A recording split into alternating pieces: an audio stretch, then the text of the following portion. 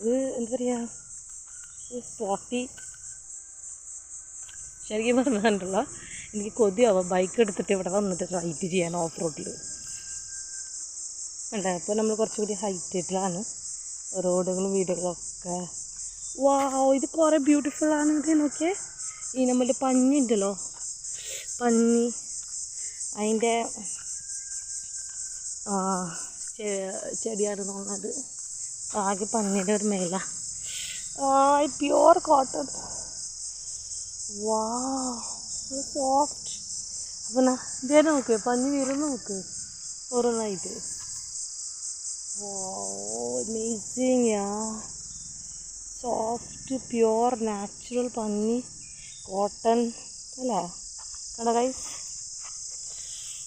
ഇഷ്ടമായിട്ടാണ് സ്ഥലം. കുറേ പഞ്ഞിയുണ്ട് ഇവിടെ. ഇതൊക്കെ നമുക്ക് കളക്ട് ചെയ്യാം. കളക്ട് ചെയ്ത് വെച്ച് കഴിഞ്ഞാൽ കണ്ടാ സോഫ്റ്റ് എന്നും പറഞ്ഞാൽ അറ്റ്ലീസ്റ്റ് നമുക്ക് ഒന്ന് കോട്ടൺ അല്ലേ, പ്യുവർ കോട്ടൺ അല്ലേ. അപ്പം നമുക്ക് എന്താ പറയുക,